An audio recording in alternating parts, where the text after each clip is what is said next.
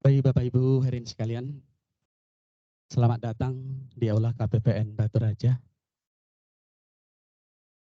dalam acara penyerahan DIPA dan alokasi transfer ke daerah tahun 2024 secara digital.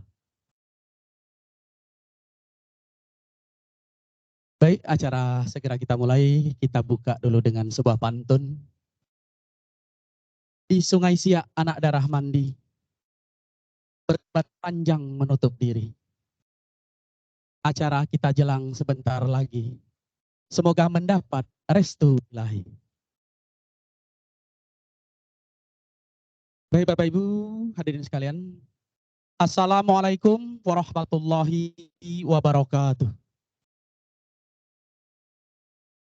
Qala ta'ala rabbi shrah li sadri wa yassir li amri wahlul 'uqdatam min lisani yafqahu qawli. Asyhadu an la ilaha illallah wa asyhadu anna Muhammadan abduhu wa rasuluh. Allahumma sholli ala sayidina Muhammad wa ala ali sayidina Muhammad. Yang kami hormati Bapak Kepala Kantor Pelayanan Perbendaharaan Negara Batu Raja, Bapak Triwidyono. Yang kami hormati Bapak Ibu tamu undangan, para kuasa pengguna anggaran, lingkup pembayaran Kantor Pelayanan Perbendaharaan Negara Batu Raja yang berkesempatan hadir pada pagi hari ini. Yang kesemuanya kami hormati, kami banggakan, dan kami muliakan. Namun mohon maaf tidak bisa kami sebutkan satu persatu. Pertama-tama sebagai insan yang beragama, tak henti-hentinya kita panjatkan rasa puja dan puji syukur kita kehadiran Ilahi Robbi, Allah Subhanahu wa Ta'ala, Tuhan yang Maha Esa. Karena atas perkenannya pada pagi hari ini kita bisa berkumpul dalam rangka mengikuti rangkaian acara demi acara yang akan kita laksanakan pada pagi hari ini hingga siang hari nanti. Selanjutnya, selawat teriring salam kita limpah curahkan kepada baginda besar Nabi besar Muhammadin Sallallahu Alaihi Wasallam, yang mana beliau telah membawa kita dari alam kegelapan, yaitu alam jahiliyah, kepada alam yang terang benderang seperti sekarang ini.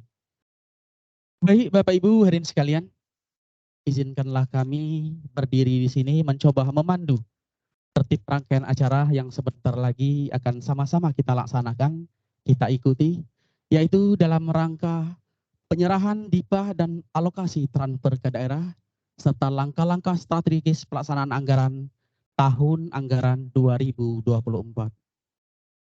Baik Bapak Ibu hadirin sekalian, adapun tertib acara yang sebentar lagi akan sama-sama kita ikuti, yaitu yang pertama, pembukaan, dilanjut nanti dengan sama-sama kita menyanyikan lagu kebangsaan Indonesia Raya, dilanjutkan dengan sambutan dari Kepala Kantor Pelayanan Perbendaharaan Negara Batu Raja, dan selanjutnya yaitu penyerahan DIPA dan alokasi transfer ke daerah tahun 2024 secara digital. Selanjutnya yaitu acara yang kelima, yaitu penandatanganan fakta integritas antara Kepala KPPN Batu Raja dan Satuan Kerja Wilayah Pembayaran Negara KPPN Batu Raja secara simbolik. Selanjutnya nanti kita sama-sama simak yaitu sekilas perekonomian daerah, yang mana nanti akan disampaikan dari BPS Ogan Komering Ulu, mungkin langsung dari Bapak Kepala BPS, Bapak Muktariadi. Selanjutnya nanti ini mungkin yang ditunggu-tunggu, yaitu pemberian penghargaan Satker terbaik. Nanti sama-sama kita ikuti siapa yang terbaik nominasinya pada pagi hari ini. Selanjutnya foto bersama, dan terakhir sama-sama kita berdoa. Nanti kami mohonkan doa ini untuk bisa dipimpin oleh Bapak Kantor Kementerian Agama Kabupaten Selatan. Baik Bapak Ibu hadirin sekalian, itulah sekelumit rangkaian acara yang akan sama-sama kita ikuti dan kita laksanakan. Baik Bapak Ibu hadirin sekalian, pinggan belah di tangga pecah, pecah dipukul di kala senja. Dengan bismillah kita mulai acara. Semoga berjalan sesuai rencana. Baik Bapak Ibu hadirin sekalian, guna mengambil barokah, ridho dari Allah Subhanahu wa Ta'ala, Tuhan yang Maha Esa, marilah kita buka rangkaian acara kita ini dengan sama-sama melapaskan lapas basmalah. Bismillahirrahmanirrahim. Baik Bapak Ibu hadirin sekalian, selanjutnya marilah sama-sama kita menyanyikan lagu kebangsaan Indonesia Raya. Kepada para hadirin, dengan tidak mengurangi rasa hormat, kami mohon untuk bisa berdiri.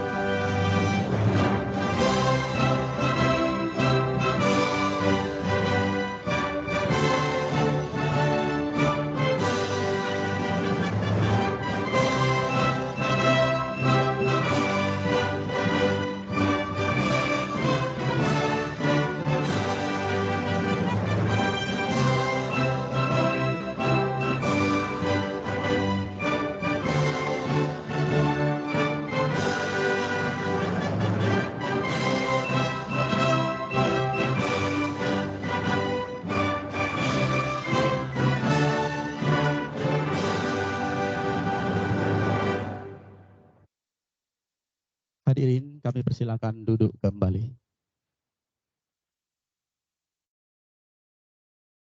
Baik, Bapak Ibu, hadirin sekalian, selanjutnya kita menginjak ke acara sambutan dari Kepala Kantor Pelayanan Perbendaharaan Negara Batu Raja. Kepada yang terhormat, Bapak Triwidyono, kami persilakan.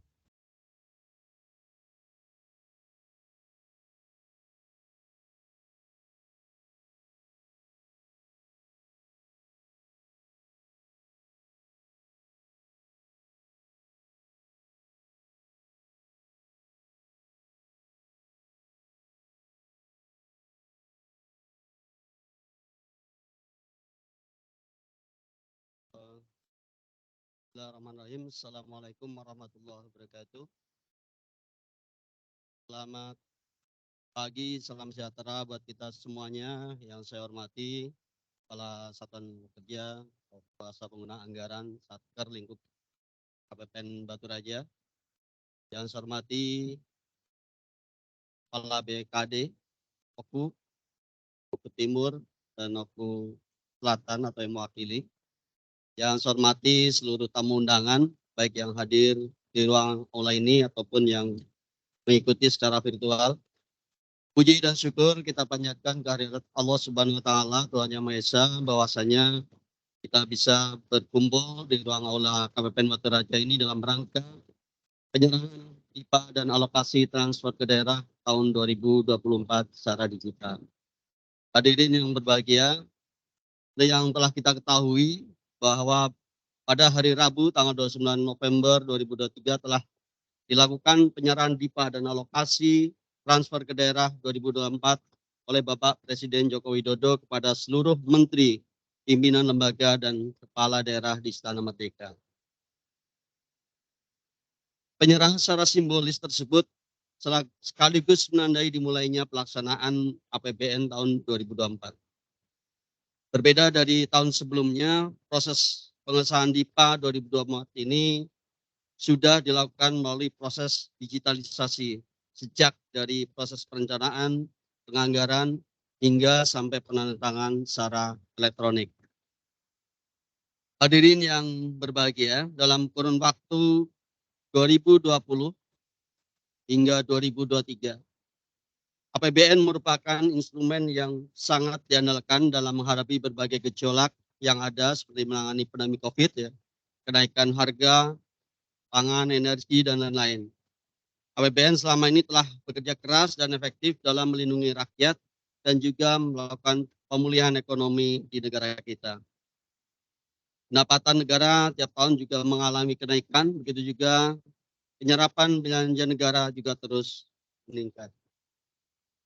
Pada sambutannya, Presiden juga menekankan bahwa penggunaan anggaran tahun 2024 dilakukan secara disiplin, tepat sasaran, transparan, dan direalisasikan sesegera mungkin. Menteri Keuangan Sri Mulyani juga menegaskan bahwa APBN akan terus mendukung transformasi ekonomi yang inklusif, berkelanjutan menuju Indonesia yang maju. Hal tersebut dilakukan melalui pembangunan fondasi kualitas SDM, infrastruktur, dan reformasi lainnya. APBN juga akan terus menjaga stabilitas sosial ekonomi dan mendukung berbagai program prioritas nasional. APBN 2024 menargetkan pendapatan negara sebesar 2.802 triliun yang didukung optimalisasi dan stabilitas iklim investasi di tengah ketidakpastian global. Adapun belanja negara yang ditetapkan sebesar 3.325,1 triliun, terdiri dari belanja pemerintah pusat sebesar 2.467,5 triliun, naik sekitar 8,6%, dan TKD sebesar 857,6 triliun atau naik sekitar 5,3%. Belanja pemerintah pusat diarahkan untuk perbaikan kualitas SDM, infrastruktur prioritas, percepatan transformasi ekonomi hijau, reformasi birokrasi, serta pelaksanaan pemilu dan pilkada.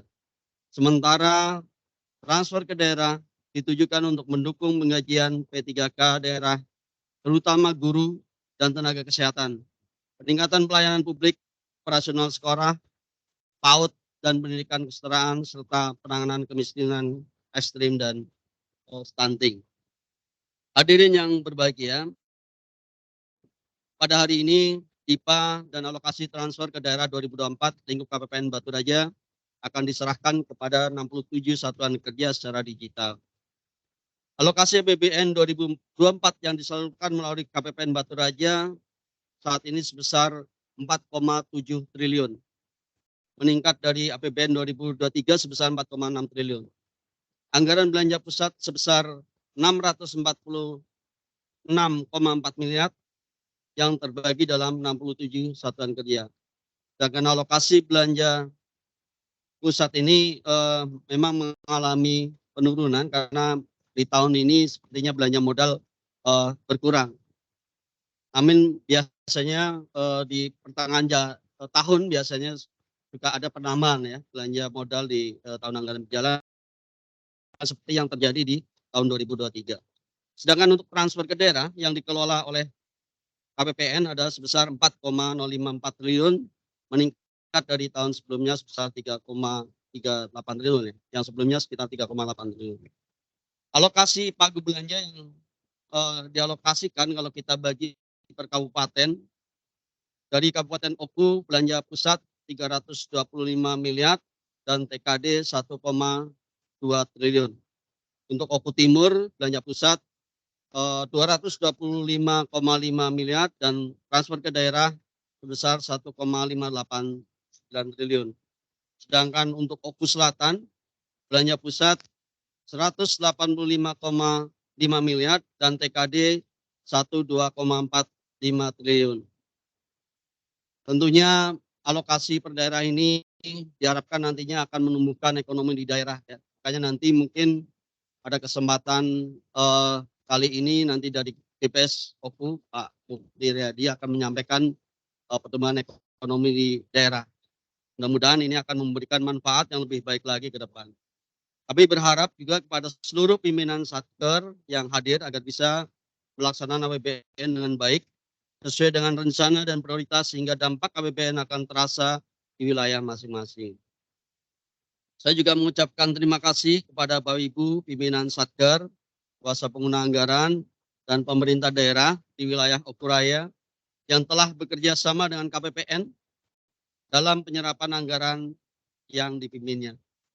Ucapan terima kasih juga kami sampaikan ke pemerintah daerah yang telah bekerja sama dengan baik sehingga penyaluran dak fisik dan dana desa 2023 sampai dengan ini sudah tersalurkan semua ya, dan ini lebih cepat dari tahun 2023 yang lalu. Mungkin bisa berikan aplaus untuk kita semuanya.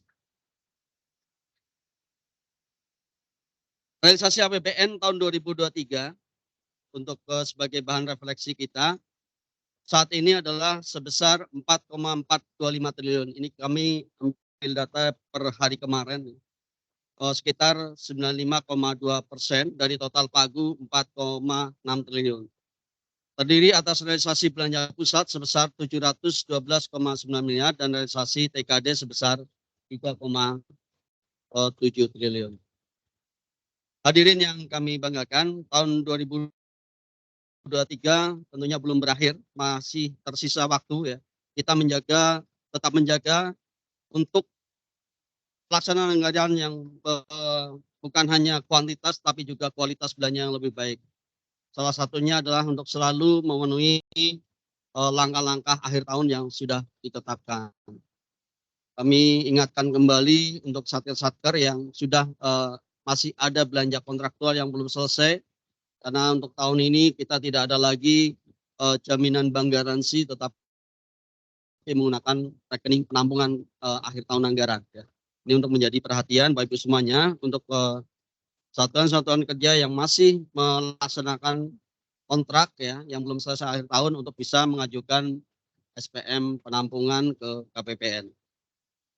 Kemudian dalam rangka mewujudkan pelaksanaan anggaran yang lebih berkualitas dan mendukung pemulihan ekonomi pada tahun 2024, seluruh satker diminta untuk melaksanakan langkah-langkah strategis ya. Di antaranya adalah melakukan peningkatan kualitas perencanaan, meningkatkan kedisiplinan dalam melaksanakan rencana kegiatan, melakukan akselerasi pelaksanaan program dan kegiatan proyek, melakukan percepatan pelaksanaan pengadaan barang dan jasa, meningkatkan akurasi dan percepatan penyaluran dana bantuan sosial dan bantuan pemerintah, meningkatkan akuntabilitas pelaksanaan dan pertanggungjawaban hibah langsung dalam negeri dalam bentuk uang, memprioritaskan dan mengawal penyelesaian program atau kegiatan yang mendukung pencapaian RPJMN 2020 dan 2024.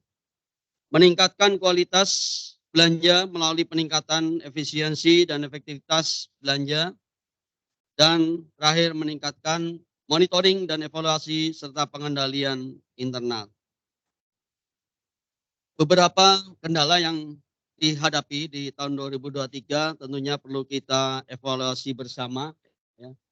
Mungkin di depan ada beberapa kendala yang termasuk ada revisi ya yang terpusat sehingga berpengaruh kepada perencanaan yang sudah ditetapkan oleh Satker. Ini nantinya tentunya ke depan untuk selalu untuk ditingkatkan ya koordinasinya. Ya. Kemudian juga di tahun 2023 kemarin banyak terjadi perubahan pengelola keuangan ya. Ini juga mendorong, kami harapkan Bapak Ibu semuanya untuk menyiapkan cadangan ya seperti bendahara dan sebagainya, jangan sampai ada perubahan pengelola keuangan yang penggantinya tidak ada. Karena untuk bendahara, PPK, PPSPM kedepannya ini wajib mempunyai sertifikat. Dan kendala-kendala yang lain termasuk dengan kontraktual ya, kemudian perencanaan kas yang masih belum optimal, dan juga penggunaan DCP ya, KKP yang masih belum optimal juga di seluruh satker. Ini mungkin kedepannya nanti bisa perlu ditingkatkan. KPPN terus mendorong perubahan tata kelola keuangan yang inovatif, modern, setelah terus melaksanakan tata kelola sumber daya, proses bisnis, dan sistem teknologi informasi perbendaharaan yang modern, efektif. Dan dalam kesempatan ini kami juga menegaskan bahwa seluruh layanan kami di KPPN kepada seluruh instansi, Bapak Ibu semuanya, ini adalah tidak pungut biaya sama sekali. Hadirin yang kami banggakan, pada kesempatan ini kami juga akan memberikan penghargaan kepada satuan kerja dan pembina terbaik yang telah bersama mengawal APBN. Semoga ini juga menjadi pemicu satker lainnya untuk bisa meningkatkan kualitas pengelolaan anggarannya yang lebih baik lagi. Akhir kata, semoga penyerahan LIPA dan alokasi TKD 2024 dapat membantu pemerintah Indonesia untuk mewujudkan kemakmuran rakyat Indonesia pada umumnya dan wilayah Okuraya pada khususnya. Demikian kami sampaikan. Wabillahi taufiq wal hidayah. Assalamualaikum warahmatullahi wabarakatuh. Waalaikumsalam warahmatullahi wabarakatuh. Oke, untuk Kepala KPPN kami mohon untuk tetap berada di tempat. Selanjutnya kita menginjak ke acara inti, yaitu penyerahan DIPA dan alokasi transfer ke daerah secara digital oleh Kepala KPPN Batu Raja, dan kami mohon kesediaan dari Kepala BNN Oku Timur dan Sekretaris Pengadilan Negeri Batu Raja untuk bisa mendampingi kepada Bapak AKBP Prianto Tambunan dan Bapak Joko Handoyo SHMM. Kami persilakan, Pak.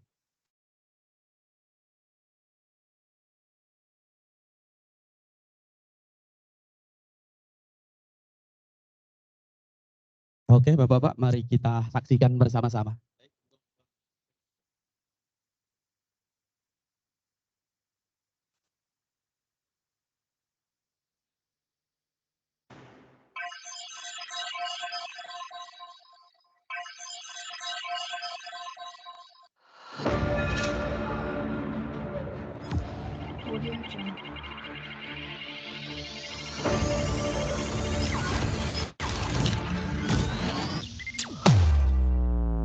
Dengan demikian, DIPA dan TKD tahun anggaran 2024 telah resmi diserahkan secara digital dan dapat diakses oleh seluruh kementerian, lembaga, dan pemerintah daerah.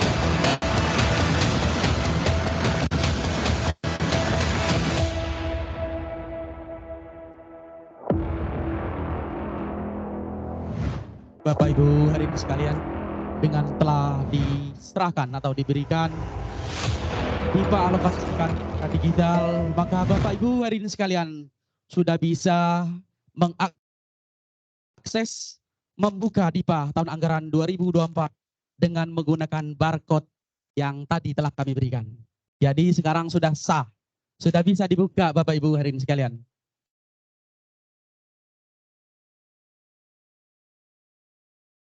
Januari lah bisa belanja, Pak.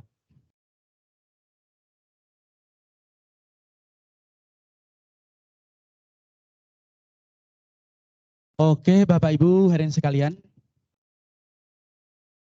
Setelah tadi kita sama-sama mengikuti yaitu penyerahan DIPA dan alokasi transfer ke daerah secara digital.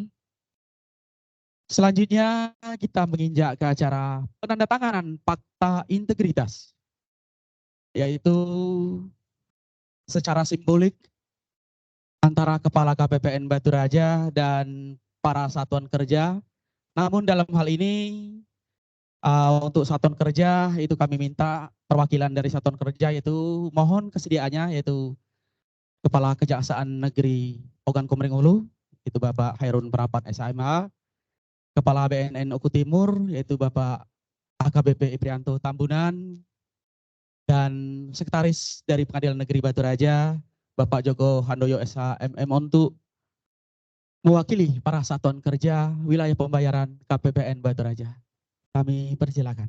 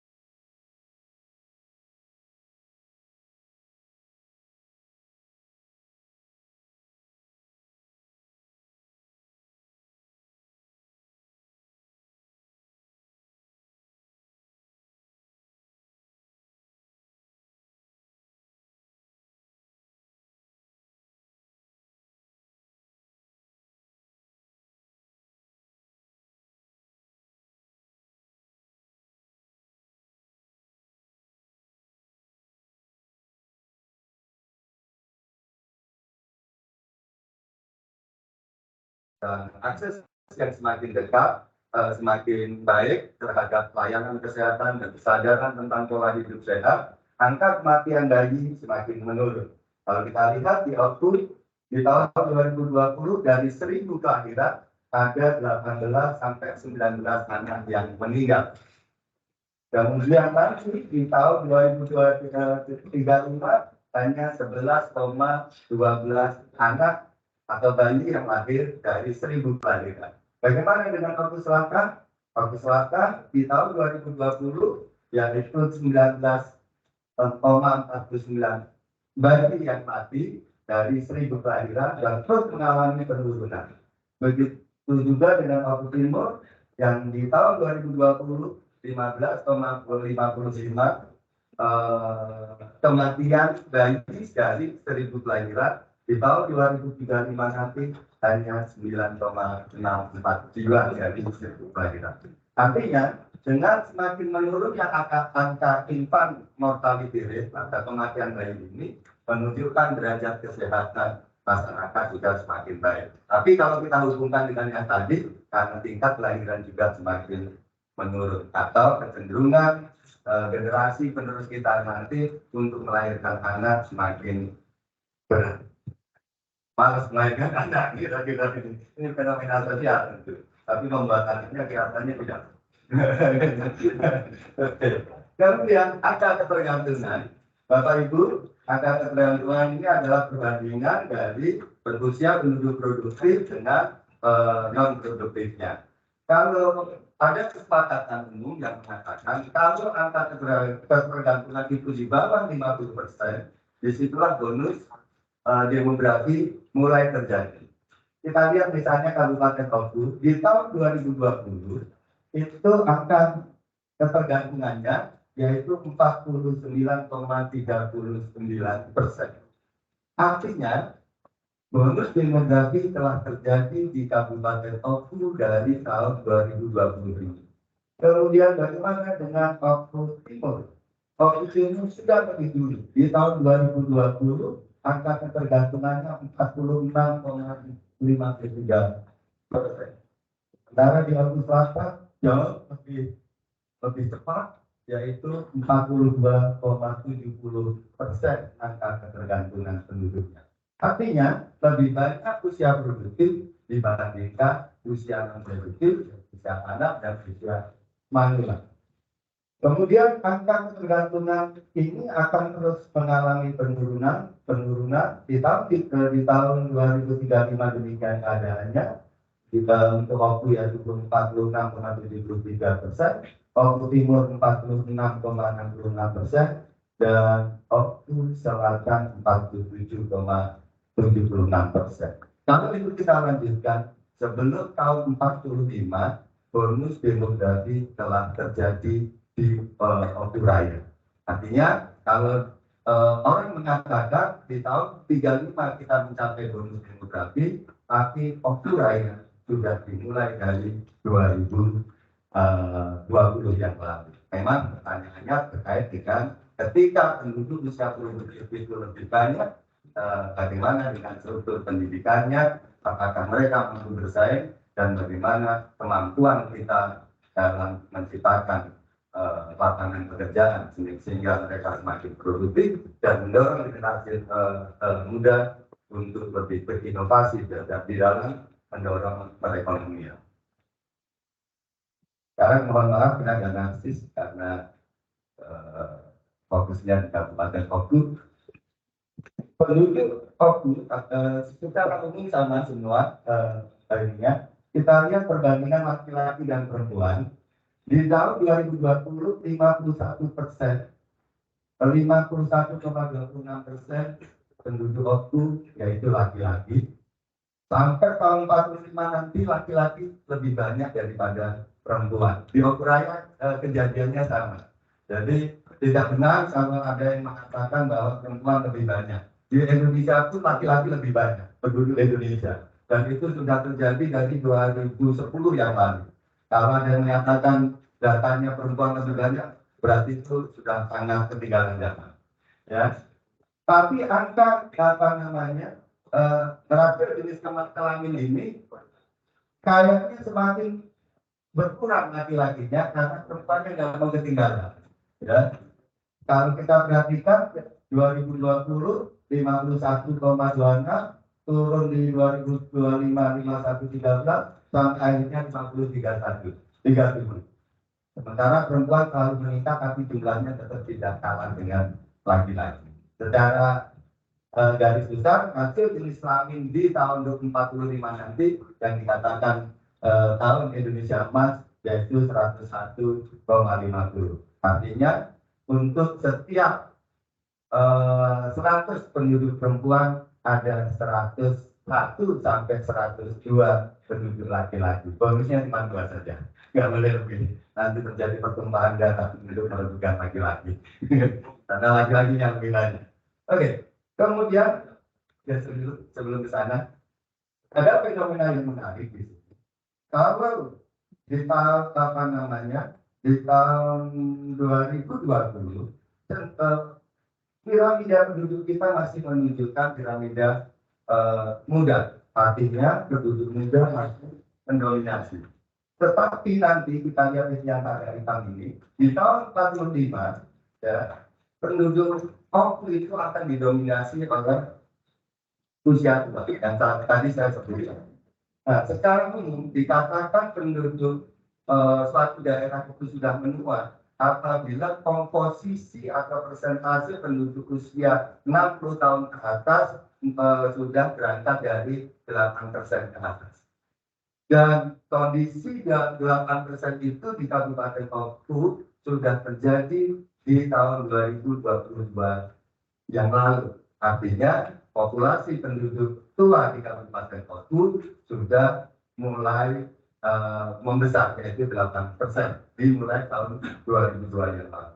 Di tahun 45 nanti persentasenya yaitu 18,75%. Akan banyak penduduk-penduduk tua di Kabupaten Oku. Maka perlu dipikirkan juga peningkatan masa usia pensiun, mungkin begitu. Tapi juga jangan lupa bahwa orang tua itu karena akan semakin banyak, bagaimana fasilitas-fasilitas penunjang kesehatan, fasilitas sosial, agar anak mudanya tidak banyak berbuat dosa karena tidak bisa memfasilitasi orang tuanya.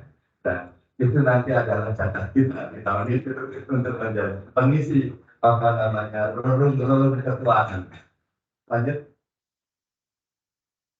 Ini sudah saya sampaikan tadi bahwa ya lanjut. Nah, bagaimana dengan kualitas pembangunan manusia di Kabupaten Oku? Nanti juga akan kami sampaikan beberapa data untuk Oku Selatan dan Oku Timur. Kita lihat pembangunan manusia Kabupaten Oku selalu meningkat. Di tahun 2020 71,50% terus meningkat. Dan ini artinya kalau sudah 70 ke atas itu kualitas pembangunan manusianya adalah berkategori tinggi. Nah, kalau di sini yang ada kuning ini adalah Sumatera Selatan, kemudian yang hijau ini adalah Indonesia. Kita lihat di tahun terakhir, tahun sekarang 2023, IPM kita, kualitas sumber daya manusia kita yaitu 73,17, masih tertinggal dari Sumatera Selatan secara agregat, secara rata-rata, yaitu 73,18, hanya ketinggalan 0,01 poin. Tetapi secara nasional kita juga masih ketinggalan. Ini artinya apa? Bahwa secara rata-rata kualitas sumber daya manusia Kabupaten Oku masih perlu perhatian. Tetapi jangan berkecil hati dulu, kita lihat slide berikutnya. Kita lihat bahwa peningkatan IPM yang kita sekarang adalah 73,17. Kalau kemarin ada yang mencatat 70, begitu. Kenapa IPM-nya tiba-tiba terjadi lompatan? Karena terjadi peningkatan usia harapan hidup penduduk Indonesia, terutama Kabupaten Oku, karena derajat kesehatan penduduk yang makin meningkat berdasarkan hasil sensus penduduk terakhir tahun 2020. Sementara data sebelumnya dibangun berdasarkan hasil sensus penduduk 2010 yang lalu.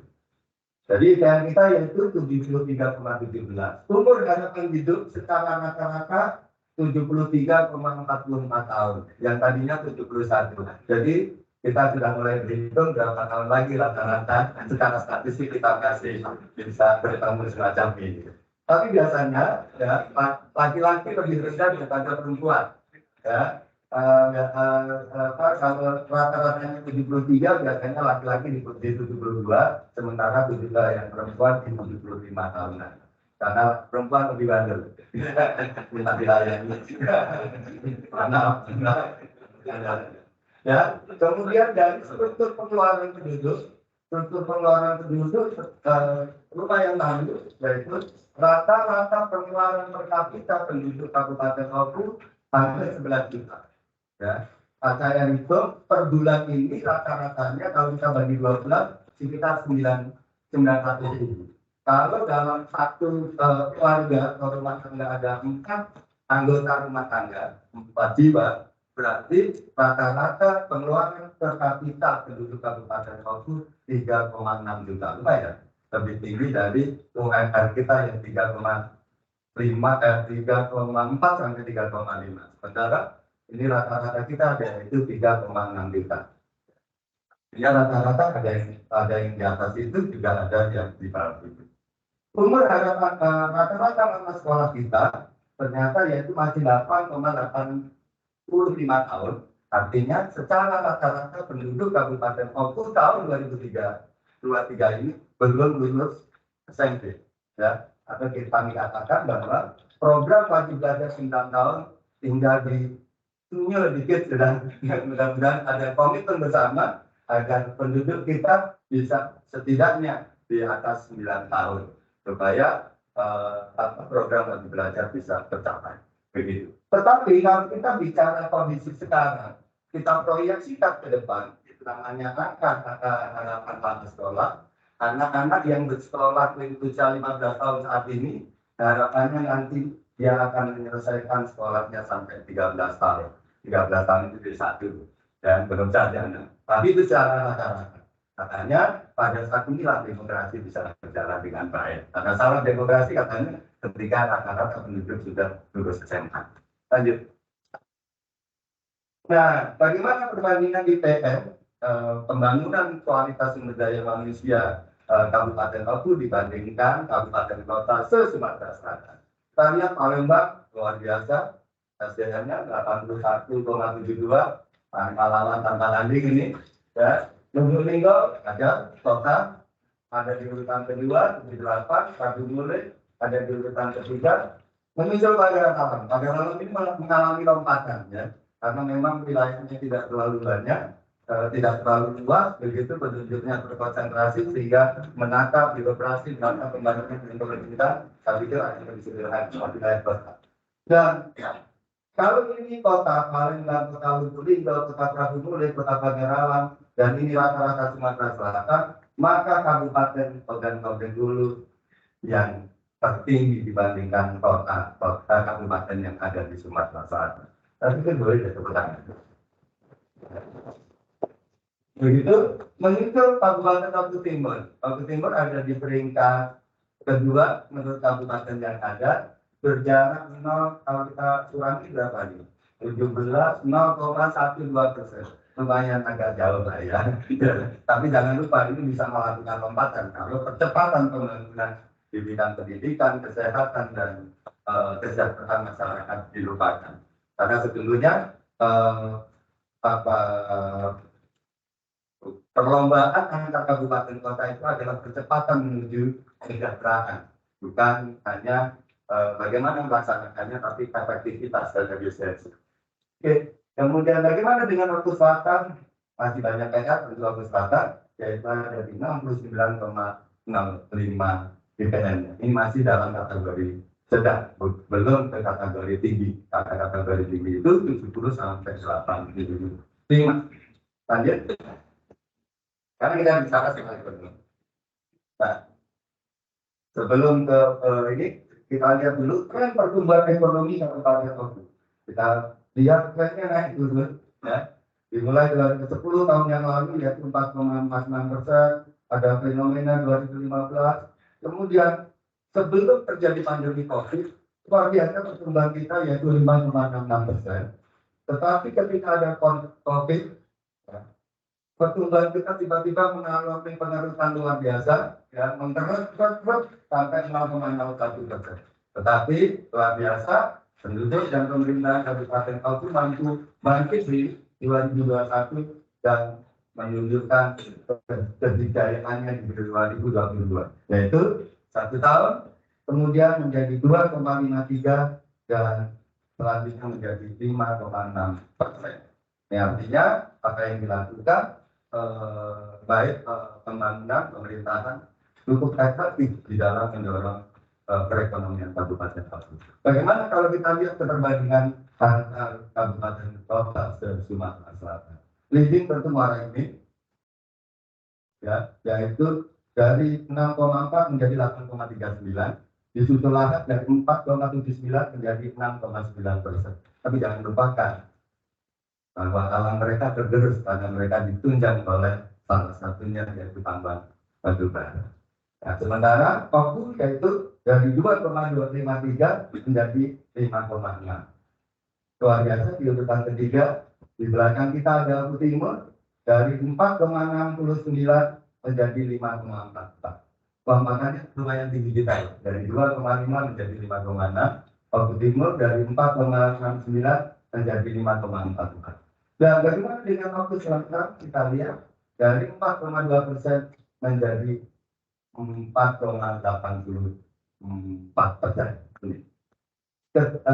Oku Timur dengan Oku Selatan lebih didominasi karena sektor pertanian, dan Oku Timur sementara Oku didominasi peralihan dari pertanian menuju industri dan jasa-jasa. Lanjut. Kita lihat bagaimana struktur perekonomian Kabupaten Oku terbesar yaitu 19,55%. Hampir 20% kue ekonomi Kabupaten Oku diciptakan oleh industri. Industri cukup mendorong kuat bagaimana pertumbuhan terjadinya kue pembangunan dan ekonomi di Kabupaten Oku. Menyusul di tempat selanjutnya yaitu perdagangan eceran, perdagangan besar dan eceran serta reklamasi. Artinya Kabupaten Oku sudah bergerak sangat industri juga ke dalam jasa-jasa. Dilihat, kemudian real estate 4,5,6%, konstruksi, usaha-usaha pembangunan berbasis konstruksi, lumayan sumbangannya hampir 12%. Kemudian pertambangan dan penggalian 14,8%. Ya. Kalau di Oku Timur lebih banyak penggalian, ya, banyak penggalian atau pasir batu, bahkan pasir batu-batu kita juga diimpor dari Oku Timur begitu. Nah, kita kayaknya kurang berkembang di sektor penggaliannya, tapi lebih kepada mulai ada pertambangan di beberapa titik dan itu menimbang kue ekonomi yang tercipta di Kabupaten Oku. Kemudian yang harus kita menjadikan perhatian banyak adalah sektor pertanian secara besar, yaitu pertanian, kehutanan, perikanan. Kuenya hanya 16,11%. Artinya kemampuan sektor pertanian dalam menciptakan seluruh perekonomian di Kabupaten Oku hanya 16,11%. Selanjutnya dari sisi pengeluaran konsumsi rumah tangga menyita banyak pengeluaran kita 2/3 kue yang tercipta dimakan habis oleh rumah tangga. Sementara yang diharapkan adalah agar penambahan barang modal berupa investasi untuk menggerakkan ekonomi semakin bangkit, tampaknya masih terseok-seok yaitu 35%. Kita masih harus di Kabupaten Oku tentu harus bersaing dengan daerah lain untuk menjaga perekonomian tetap berjalan, yaitu impor kita masih 12,61%. Kebutuhan barang dan jasa kita sebanyak 12,61% masih impor dari daerah lain. Itu banyak dari ekonomi. Lanjut. Dari sisi ketenaga kerjaan, Kabupaten Oku tingkat pengangguran terbukanya fluktuatif. Kalau kita perbandingkan kondisi terakhir yaitu 4,13%, cukup tinggi. Tapi menurut makroekonomi yang disebut dengan full employment, dikatakan bahwa pengangguran itu dianggap nol ketika angkanya yaitu 4-5%. Artinya masih dalam batas normal. Tetapi yang luar biasa kita tengok waktu selatan, tingkat pengangguran tertinggi, pengangguran bulannya yaitu 1,81%, sementara waktu timur yaitu 3,96%. Lebih banyak secara persentase pengangguran di Kabupaten Oku. Tapi secara jumlah tentu saja karena penduduk kita hanya sekitar separuh dari Kabupaten Oku dan sekitar 2/3 dari Oku Selatan, tentu lebih sedikit secara jumlah, tapi secara persentase lebih sedikit. Nanti ada keterkaitan bagaimana fenomena ini bisa terjelaskan. Lanjut. Nah, kalau kita lihat kondisi ketenaga kerjaan kita dari lapangan usahanya, yaitu 40,67, ambil 41% ya, 41% penduduk kita bergerak di sektor pertanian. 40%. Tetapi hasil yang didapatkan oleh mereka hanya tadi tumbuh pembangunan yaitu hanya 16%. Kalau dibagi 16 dibagi 40 tentu jumlahnya sedikit. Sementara industri yang menyumbang hampir 20% perekonomian itu tenaga kerja yang terlibat hanya 11,71%. Artinya disinilah keprihatinan terjadi, tetapi riang gembira terjadi di sini. Maka tidak salah kalau ke depan kita mendorong sektor industrialisasi. Tetapi di sini membutuhkan SDM, membutuhkan komitmen, membutuhkan kedisiplinan dan lain sebagainya. Karena persaingannya bukan hanya persaingan yang berbasis sumber daya alam, tetapi lebih kepada competitiveness dari pelaku-pelaku di sektor industri. Di sektor jasa yaitu 47,63%. Sektor jasa ini menyangkut yang mulai dari ojek, tukang becak, sampai dengan pendidikan, kesehatan, dan layanan hukum barangkali saja semacam itu. Oke. Kemudian kalau kita lihat dari sisi pendidikannya, tentu kita harus menghubungkan fenomena tenaga kerjaan tadi dengan tingkat pendidikan. Kita mulai dari yang SD ke bawah. Mereka yang lulus SD ke bawah 15% yang nganggur. Ya. Kemudian yang luar biasa ini Pak, ini berarti apa ini? SMA ya, SMA kita 42% yang lulusan SMA. Kemudian 27% ini SMK kita. Tetapi yang universitas dan disambut yang nganggur sendiri. Kenapa? Ini masih terkait dengan industri tadi. Karena keterbatasan lapangan pekerjaan dan pilihan jenis pekerjaan yang terjadi. Lulusan sarjana kita daripada mereka beralih ke sektor yang tidak diharapkan, ya ingin tetap berstatus sebagai karyawan atau pegawai. Mereka mengambil data anak-anak SMA dan SMK. Sehingga yang harusnya jenis pekerjaan itu untuk mereka yang berpendidikan SMA dan SMK di Kabupaten Oku direkrut oleh yang berpendidikan saja. Daripada kata tinggal pegawai apapun baik gitu. Jadi artinya indikasinya bahwa kita perlu menyiapkan infrastruktur di mana penyediaan lapangan pekerjaan itu lebih beragam dan ada spesialisasi. Ini tidak boleh masuk dan yang saja anak kamu wilayahnya beda. Sementara dan SMK ada hal yang khusus, SMK ada hal yang khusus. Lanjut.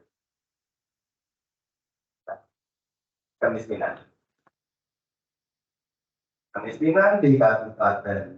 Kita mulai dulu dari sini. Kemiskinan di Kabupaten Oku terakhir yaitu 11,46%. Kemudian di Oku Selatan itu lebih kecil, 10,36%. Dan yang luar biasa di Oku Timur sudah satu digit, walaupun kurangnya 0,01, tapi 9,99%. Luar biasa, Mas Tarwan menciptakan anak cantik gitu. Perbedaan Oku Timur. Perbedaan Oku Timur, Oku Timurnya kemiskinannya 9,99%, lebih tinggi, lebih rendah daripada Oku Selatan, 10,36%, dan lebih rendah daripada waktu yang 11,46%. Nah, kenapa mereka lebih tinggi? Coba kita jawab dari sisi ketimpangan pendapatan. Ya, ketimpangan pendapatan itu fenomena dari semakin makmur suatu negara, biasanya ketimpangan pendapatannya juga semakin terjadi. Karena yang kaya makin kaya, yang miskin kita tidak mau melanjutkan. Itu biarkan normal saja. Kita lihat dari angka Gini rasionya, angka ketimpangan pendapatan. Wah, maaf, ternyata terjadi peningkatan angka ketimpangan pendapat. Ini berarti merupakan sinyal dari sisi keamanan, dari sisi persatuan, dan juga dari sisi yang lain. Supaya ekonomi kita yang bergerak tinggi tadi, 5,6%, kemudian SDM yang sudah semakin membaik, tidak justru menimbulkan ketimpangan yang semakin tajam. Supaya akselerasi pembangunan dan perhubungan antar penduduk bisa tetap tercipta. Tetapi ada kabar lain dari sisi analisis, karena karena secara ekonomi kita semakin kuat, pendidikan kita semakin membaik, biasanya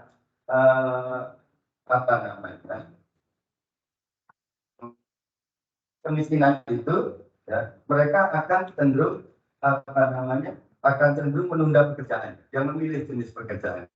Ya, sehingga ini masih menjadi PR bagi. Secara umum bahwa persentase penduduk miskin kita menurun, kemudian angka kedalaman kemiskinan mengalami penurunan, dan indeks keparahan kemiskinan di Kabupaten Palu mengalami peningkatan. Lanjut.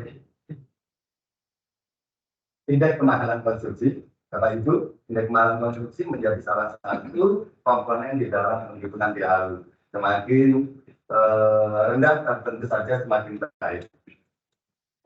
Indeks kemahalan konsumsi kita dari tahun 2018 trennya selalu mengalami penurunan, yaitu dari 91,74 di 2018 menjadi 84,03 di 2023.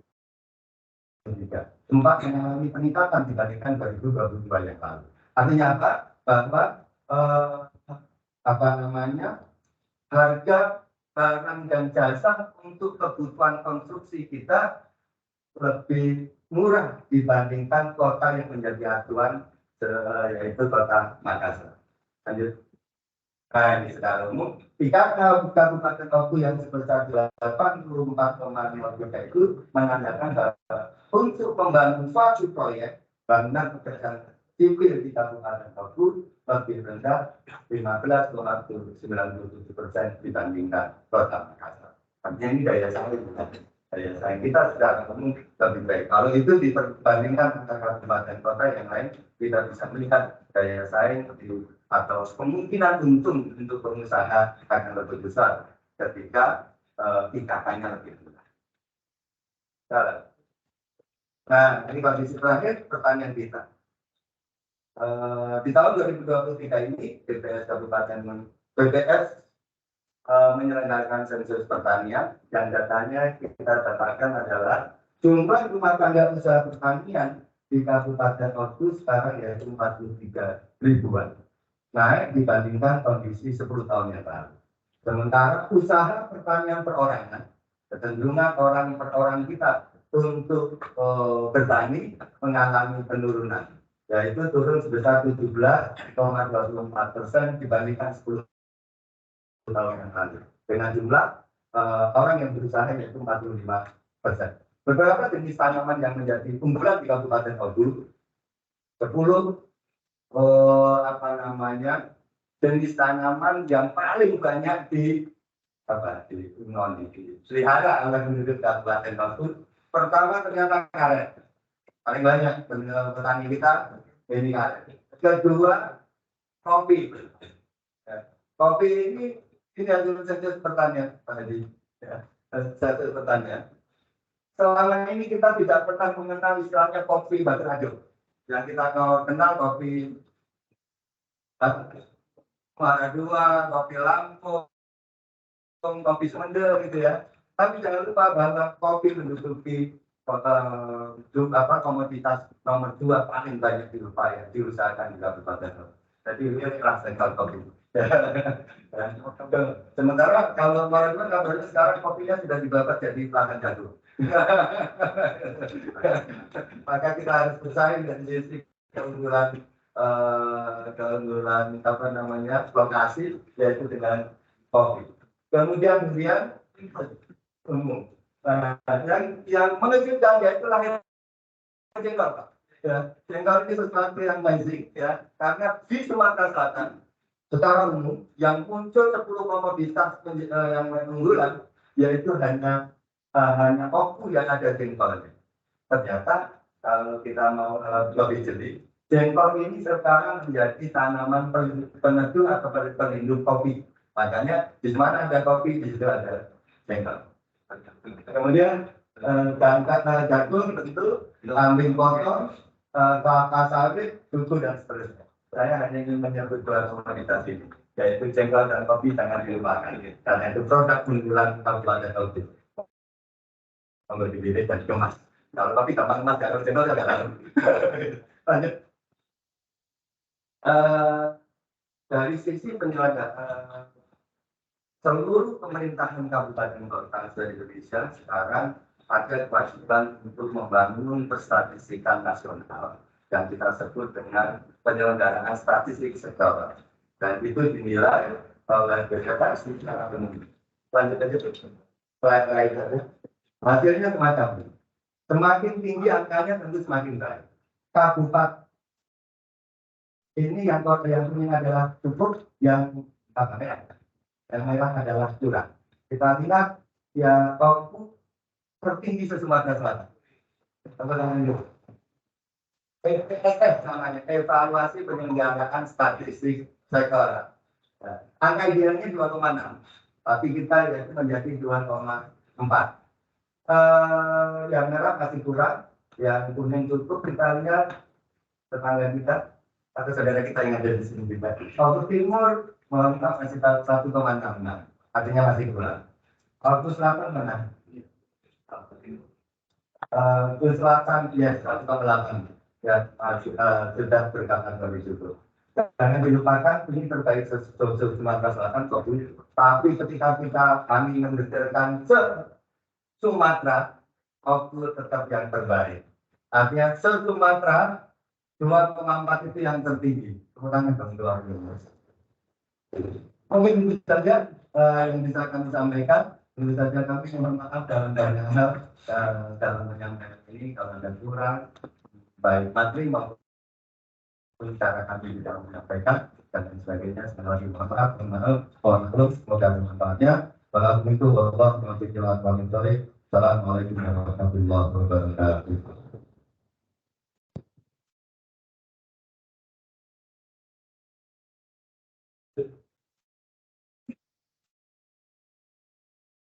Terima kasih kami sampaikan kepada Bapak Dr. Yari SSI selaku Kepala BPS Oku yang telah menyampaikan materi. Sekali lagi kami ucapkan terima kasih.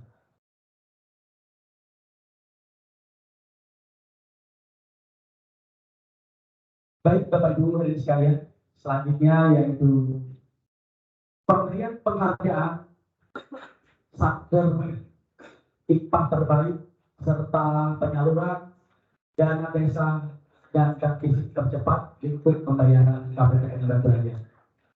Baik, mari kita ikuti dan kita saksikan bersama-sama para satuan kerja yang mendapatkan pencapaian terbaik pada posisi bulan November 2023. Ayo mari kita saksikan bersama.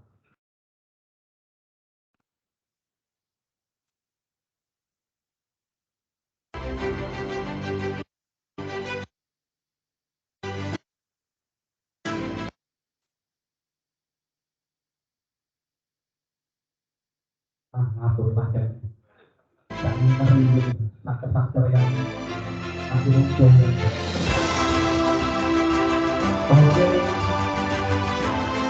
faktor ini diberikan dan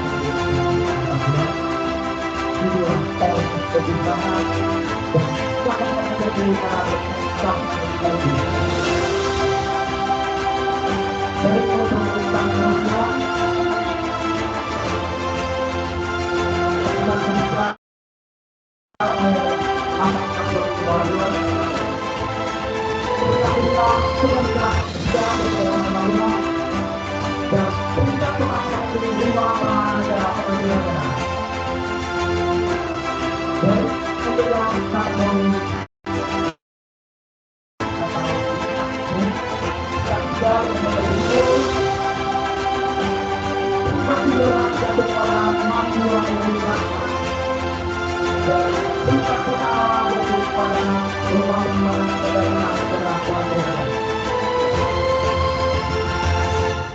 Oke, ini untuk berkat teman saya yang sebagai dari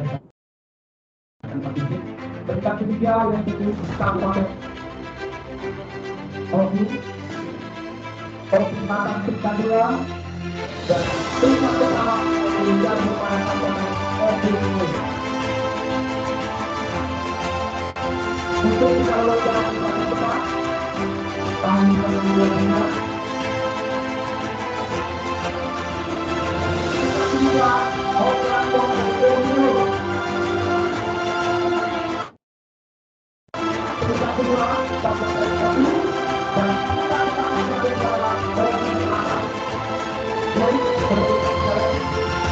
itulah nama-nama yang mengikat yang dilakukan dengan pencapaian terbaik pada reuni sampai dengan November 2023. Sekali lagi kita berikan aplaus pada satuan kerja yang telah mendapatkan pencapaian terbaiknya. Baik, Bapak-Ibu sekalian, sekali lagi kami panggil untuk menerima penghargaan, yaitu dengan kata IPA kategori besar, menengah dan kecil. Yang pertama yaitu BPS Oku.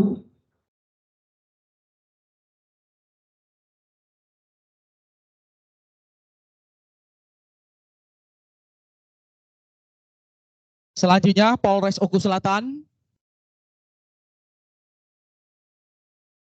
Pengadilan Agama Martapura. Kami persilakan. Rutan Batu Raja, Lapas Martapura, Lapas Muara II, Rubasan Batu Raja. 2 Oku Selatan ini diwakili oleh Kan Kemenak Oku Selatan, Oku Timur,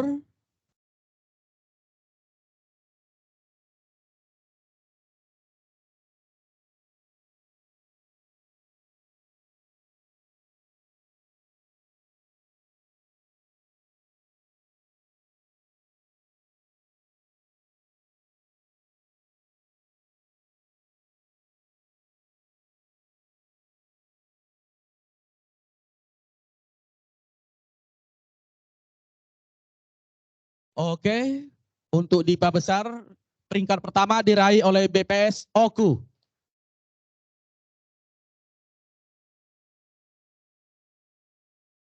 Peringkat kedua diraih oleh Polres Oku Selatan.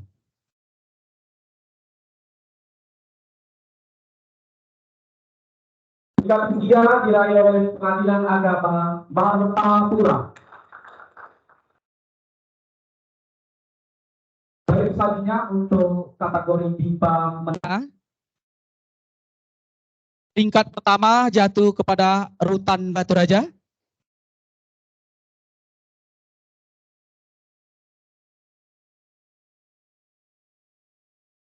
Peringkat kedua jatuh kepada Lapas Martapura. Dan peringkat ketiga yaitu jatuh pada Lapas Muara II.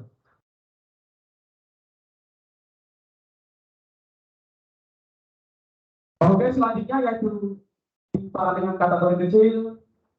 Juara pertama jatuh kepada Rumah Penyimpanan Penyelenggaraan Negara Batu Raja atau Rubasan Batu Raja.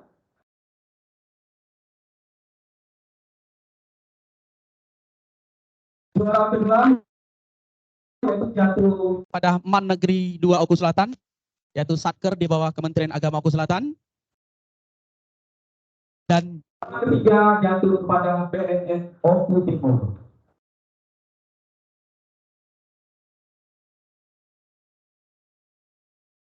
Oke, foto dulu sambil menunjukkan sertifikatnya.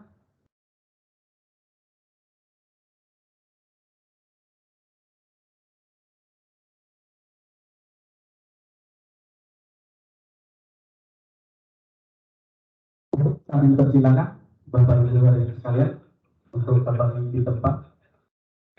Selanjutnya yaitu kategori pemerintah daerah dengan penyelesaian penyaluran fisik tercepat dan penyelesaian penyaluran dana desa tercepat untuk tahun 2023. Baik, kami panggil untuk penyaluran dana fisik tercepat. Peringkat pertama yaitu dari Kabupaten Oku Timur. Kami persilakan. Peringkat kedua dari Kabupaten Oku Selatan dan peringkat ketiga Kabupaten Oku. Yang mewakili kami persilakan.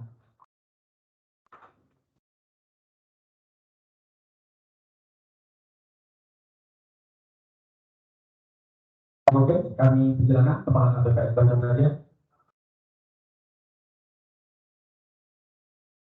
Peringkat pertama yaitu dana fisik tercepat dari Kabupaten Oku Timur.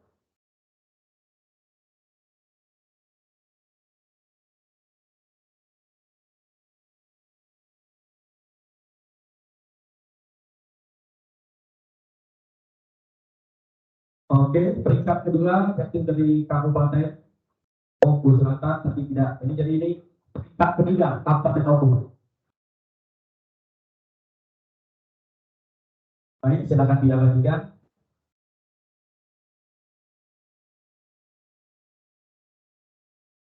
Selanjutnya yaitu peringkat kedua penyaluran dana desa tercepat dari Kabupaten Oku.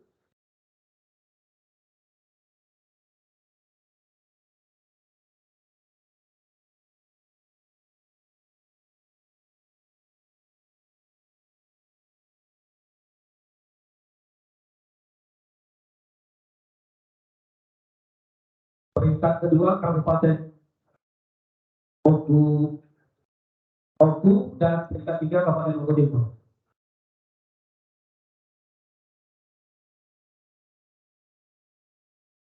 Oke, diamatikan dulu.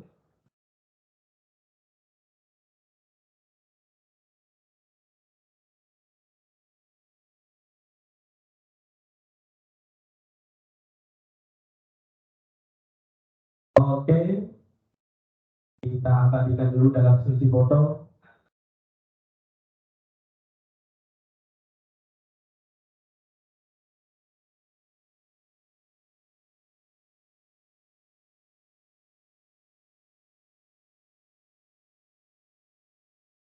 Saudara yang sekalian, kami silakan untuk kembali ke tempat. Baik, selanjutnya yaitu kita mohon kembali untuk Bapak Ibu hari ini sekalian. Keseluruhan ini kita ada sesi foto bersama. Kami persilakan untuk para juru foto juga bisa mengatur Bapak Ibu kita sekalian untuk bisa foto bersama dalam kegiatan kita pada hari ini. Kami persilakan Bapak Ibu hadirin sekalian untuk maju ke depan kembali tanpa terkecuali.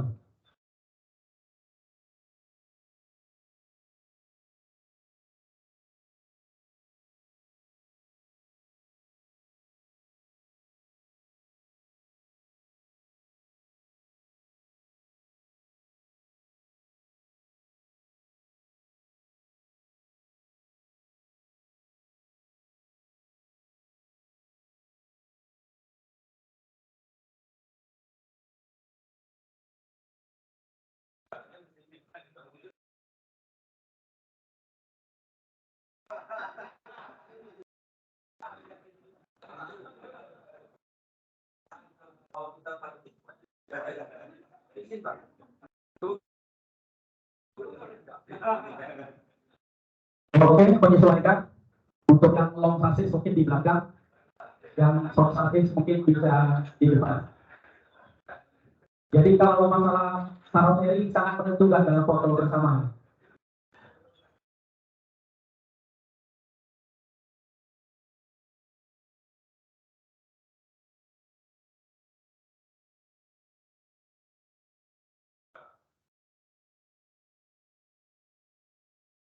Oke, mungkin ada gaya lain. Asal jangan menjurus. Nah,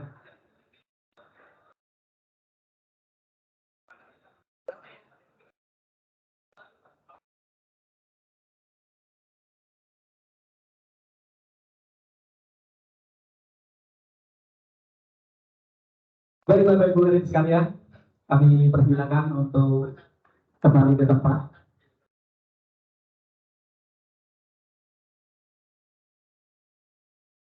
Baik Bapak Ibu hadirin sekalian, tibalah kita di penghujung acara, yang mana marilah acara ini sama-sama kita akhiri dengan doa bersama yang mana doa kita pada hari ini akan diberi atau dipimpin oleh Yang Terhormat Bapak Haji Karib SPDMF selaku Kepala Kantor Kementerian Agama Maluku Selatan.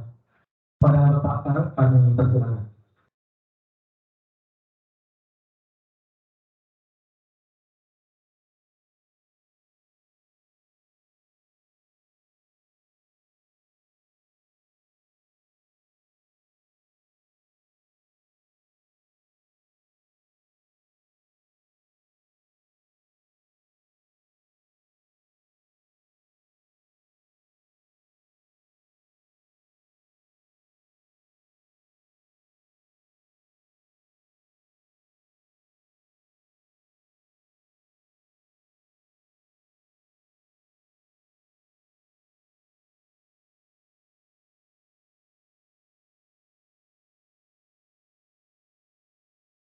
Assalamualaikum warahmatullahi wabarakatuh.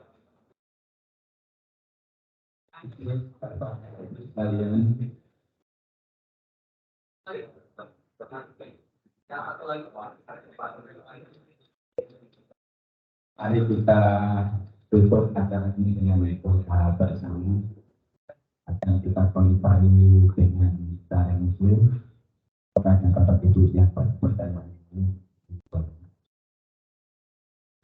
Bismillahirrahmanirrahim.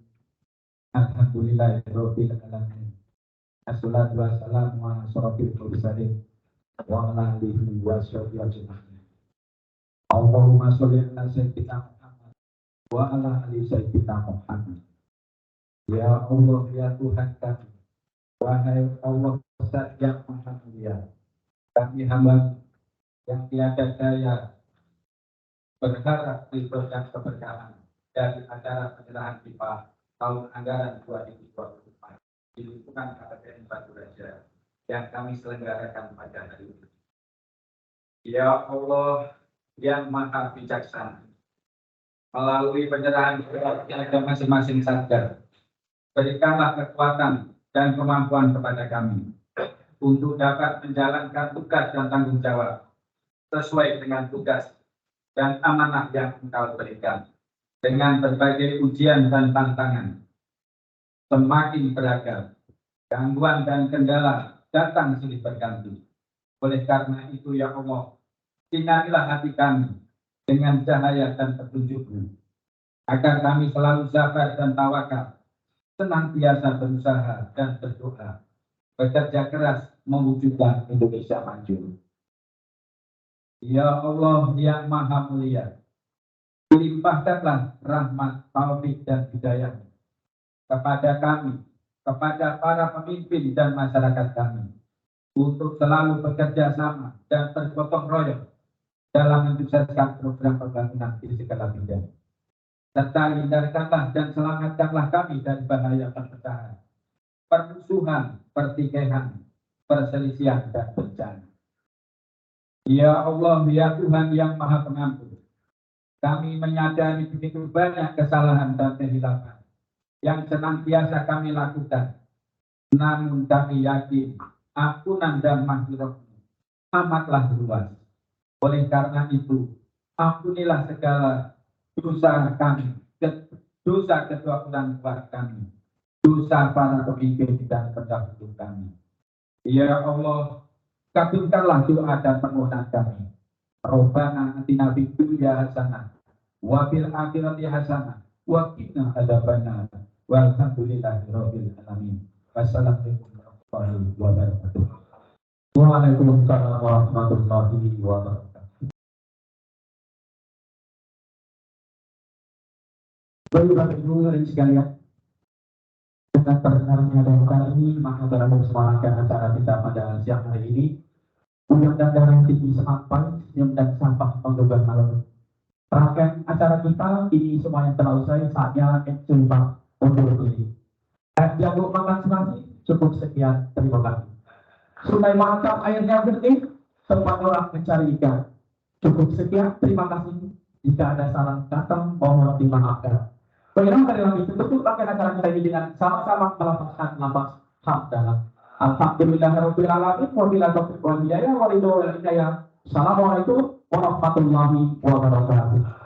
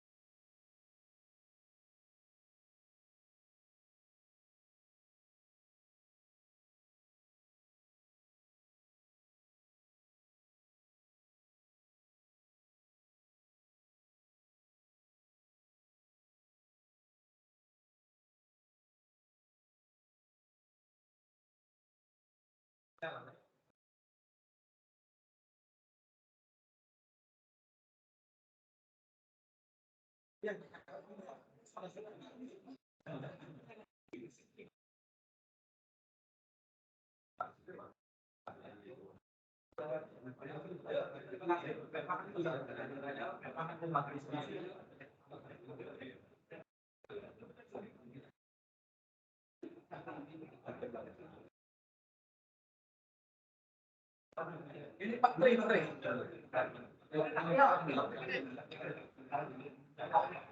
Ini Bapak adanya. Iya, Pak.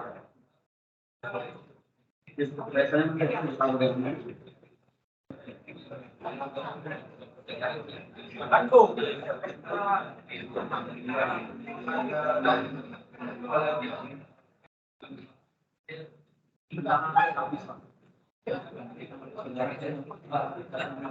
Habis.